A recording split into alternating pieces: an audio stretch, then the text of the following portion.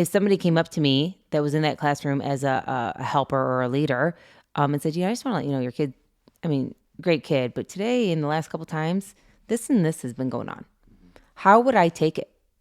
Would I be open to be like, oh, I'm really sorry, you must be talking about another kid. Like, my kid? No way. Or would I take it as, wow, that was probably not the easiest thing to come to me and tell me that. I need to take responsibility and talk to my kid about things. Hello, everyone. We are Greg and Jacquie Francis, and welcome to High Performance Parenting, where our passionate goal is to encourage you to raise champion children in a crazy world. Every week, we will bring you multiple episodes from our extensive experience of raising our six happy, healthy, successful, godly kids who are confidently equipped to win big in life. We deeply believe that any parent who is provided with the right knowledge and continual support can raise amazing kids. And when they do, all of our futures get better. If raising up future generations of absolute champions matters to you as much as it does to us, here's how you can contribute. Like and share this podcast with everyone you know. And together, let's embrace this journey of raising champion kids in a crazy world. Hey guys, welcome back. We are back in the studio today after... Gosh, it's been a while. The last time I actually did a podcast, we were still in Florida, hon. Oh, that's right. It's been a whirlwind. I interviewed the girls in the middle of all the packaging tape sounds behind us. You're totally right. We were literally putting stuff out in the truck, had people there putting stuff in the truck. But we wanted to get one more round of podcast done before we packed it up because we knew we'd be busy for the next week or two. And you were sitting on the floor. Is that correct? Correct. With the microphone in your hand and the little machine here next to you. Abby was with me and Chrissy. And all of a sudden we'd be talking where we'd hear the tape go ripping across the box, trying to rip it across the box. I was like, okay, so we're moving. Yeah. Don't know if anybody else could hear that, but it sounds like a crazy, crazy scene going on behind us. Yeah. So we are officially home in Boise, and you're on the podcast today. It's been a couple times since you've been on. I'm super excited you're back on. I am excited too. Have you missed it? I have. I have a question for you though. What did the sink tell the toilet? Flush it. Close. It says, you look flushed. All right, got a better one. What happens? We just got a little snow flurries the other day. What happens when a snowman throws a tantrum? He melts. He has a meltdown. You're getting good at these. Nice job. You're even laughing. Is it funnier when you know the answer? I don't know. I don't. I think it is. I think that's part of it. You want to know the answer, and then it's humorous to you. Okay, so what are we talking about today? Yeah, well, first of all, hope everyone's having a good week. Our week started off a bit crazy. Our poor dog, sweet Indigo, Abby's dog, who happens to be a Pyrenees Golden Retriever, unfortunately tore her ACL, like a year ago. Yeah, probably close to a year ago. No, we didn't know it at first. No, we were doing therapy with her and chiropractic care with her. Oh my gosh. Yeah. It's unreal. Doing all the things to not have to ever have surgery. But come to find out, the only real way to fix this issue was to let her have surgery. Mm-hmm. And so we had to take her in earlier this week. And she's doing okay. But gosh, so painful what they had to do. They kind of showed us how it all is done and stuff. And I'm just so thankful that she's healing up pretty well. It's been a rough couple nights for her, though. She's a big, hairy dog, and now she has her whole back leg completely shaved all the way up to her butt, Yeah. And it looks so weird. Huge incision down it. Yeah. But, yeah, everybody's managing it. This is the story of our life. Life, I know. No matter how many new things you throw at it, you still got to go on. Things still got to happen. We still got to do work. These kids still got to do school. We still have sports. And then everything else just gets thrown in, and you say, all right, here's an opportunity to maximize our potential. I know. Right? My mom, I was talking to her the other day. She was asking about Indigo. And she's like, gosh, never a dull moment at your house. How long have you been home? I'm like a week, and we have this going on. She's like, geez, Jackie, you guys are always busy. I'm like, sometimes by choice and sometimes by just situations. Yeah, sure. And so like Well, you're going to by nature. You made the choice. If you have 6 kids, you're going to be busier than someone who has 2. right. If you decide to have 3 dogs, 2 of them over 100 pounds each, you're going to have unique things to deal with for somebody that just has 1, right? So we've made our bed, right? Now we got to lay in And it. we are laying in it, and it's fine. And 95% of the time, it's like the best thing ever, and we love our big, huge life. But there are the 5% where you're like, should we have done this? Like, was this a wise decision? Well, and I will tell you right now, choosing to get 2 big dogs like that was totally out of the love of our sweet daughter. And so now we've all learned to love it, but it's just been a change. So the lesson for the parents out there is you probably want to get some advice from some people like us before you start buying dogs, because we can help you understand what it's really going to take from the puppy stage through, unfortunately, when they pass, because there's a lot that goes into all of that. And we're on our second full round of that right now, right? Oh, yes. So a lot of experience. Yes, literally 6 dogs together throughout the last 20 years. Yeah. And our first 3 have passed, and we're on to the next 3. But today I want to talk about other stuff besides all that. It was interesting. The other day we got home. We just got back from church and stuff like that. And a great conversation came up in our family talking about what it's like to have an extension of your family. So here you are, mom, dad, kiddos in your household, living your life, keeping an eye on each other, having standards, having rules, having boundaries. And then when we're not all together, what it looks like and how we behave when we're out and about, not next to mom and dad or not next to a big sibling that looks out for you. And it made me realize it the other day because I was at church and I was serving in the kids area and watching how kids behave when their parents aren't around, knowing who their parents are, many of them, and then how they behave when I see them next to their parents. And it made me reflect on our own family life, on what it's like to have, an extension of us, our kids out there sometimes. How do they take what we teach them and apply it when we're not looking? Right.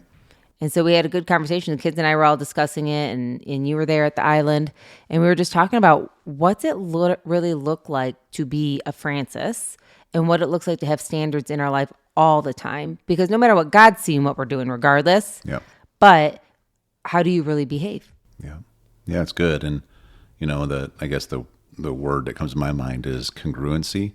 Are we training our kids to be congruent with the character and standards we expect when we're together as a family, and be congruent with that when they're out in the world, right? Whether now it's in, church settings or even at business settings that we take them to, or even at a grocery store or sports. Now sports are getting into at a different level. And so just really staying on this, because it's true. It's like it's our job to help them be a reflection of what we interpret that they're supposed to be as far as character and,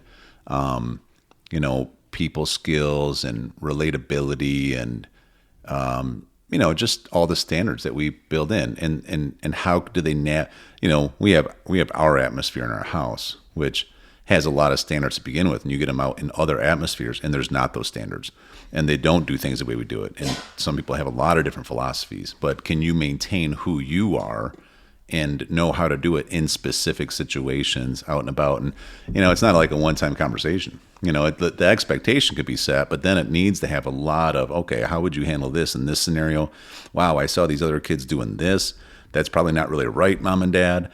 Why do they do that? Et cetera, right? Yes. And I was explaining to the kids that how important it is to remember that, when we are out and about, that we always want to carry a standard of what the Francis family is. We want to make this Francis family name proud. And that comes through us really being the best version of ourselves everywhere we go. Not perfect or anything like that, but some examples. If I see children that are not hanging out with their parents, behaving in ways like not listening or throwing a tantrum or throwing items or, not being part of the group or whatever it may be, I'm sure if their parent was standing there, they probably wouldn't behave like that. And if they did, that's on the parent to take care of. But do you get caught up behaving like your friends are? Are you being influenced? Do you just feel like because mom and dad aren't here, I can do what I want? Like, what does that look like? And it was really eye opening because I was kind of chatting and the kids were saying how, oh, yeah, mom, like when I'm not around, some of the bigger kids, when I'm not around, I want to be even a better version so that that other people can see how well behaved our family is, or how well we respect our parents' rules, or how well we care about ourselves, that we would actually obey other adults. And then I was looking in the eyes of some of our kids, and it didn't even dawn on them how important it is to behave in ways, not that I think our kids are being horribly misbehaved when they're not around us, but it never dawned on them how important it is to literally take the standards and utilize those standards 24/7, even when they're not with us. Yeah, I think it's just, part of it is just their age now.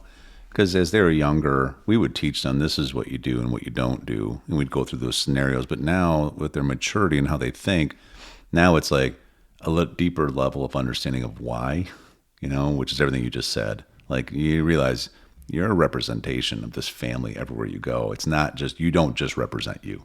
You represent us, you represent Christ, right? And so what does that look like? And now they're really starting to, I think, just absorb that. Like they're just really willing to embrace that now, which is pretty cool. Yeah, and I think sometimes like the biggest thing is that I was telling them that, as people like you and I are, like, on the go, very high levels of like just leadership and high levels of wanting to excel in everything we do and having standards that are like high standards and stuff like that. I think we naturally kind of express that, but we want the kids to care about it as much as we are. Like to realize that it's not just us telling them what they have to do. We want them to really have it running through them. That feeling that I want to have high standards. I want to be a leader. I want to be able to carry myself in a way that they can tell I come from the Francis family. And that does come from a lot of conversations. And I think it comes from a lot of conversations sometimes that we don't want to have. I was just talking to you this morning that, I often wonder if different parents feel like maybe I do, where if my kid was doing something that was not appropriate, not listening, messing around, whatever, it may be, if somebody came up to me that was in that classroom as a helper or a leader and said, I just want to let you know your kid, great kid, but today in the last couple times, this and this has been going on. How would I take it? Would I be open to be like, oh, I'm really sorry, you must be talking about another kid. Like my kid? No way. Or would I take it as, wow, that was probably not the easiest thing to come to me and tell me that. I need to take responsibility and talk to my kid about things. Sure.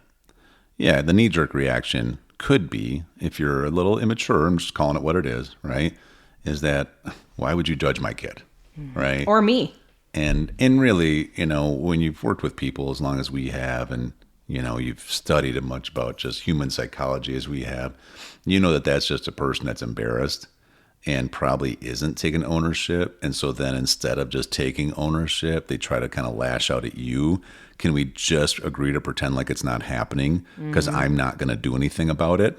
And that's it's not healthy to do that, right? And that's where, see, like things like that, one thing you and I have really learned is that I think a lot of people view us as we put so much energy into like discipline, which we'll talk about in the future, so much into standards, so much into character, so much into these, like we invest so much into it. But then what happens is it makes the rest of our life easier.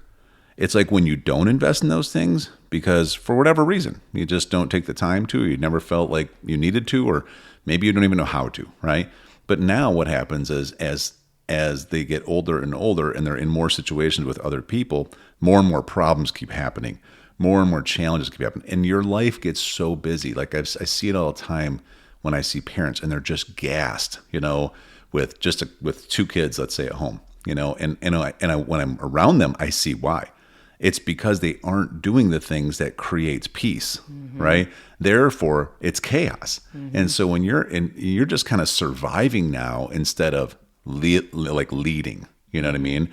And so, this has always been a big thing for us is do this. And I agree with you, like on that one point right there about, the ideal situation is that we should raise kids as a tribe. It really is, right? And so we have our philosophy and our standards. We're not trying to push our philosophies on other people, but we're very strong about ours. Like, we're also not letting other people try to influence us away from ours, because we put so much energy and effort into it. So with us, how do you handle this? Well, it would be as simple as for you and I, and we may or may not have done this. Maybe sometimes we assume it. We probably should do it. So like if our kids are in kids' church or something like that, letting the people who are leading it know that if our kids are ever off a little bit, I not only would be okay with you telling me, I would expect you to tell me, right? I won't be mad at you.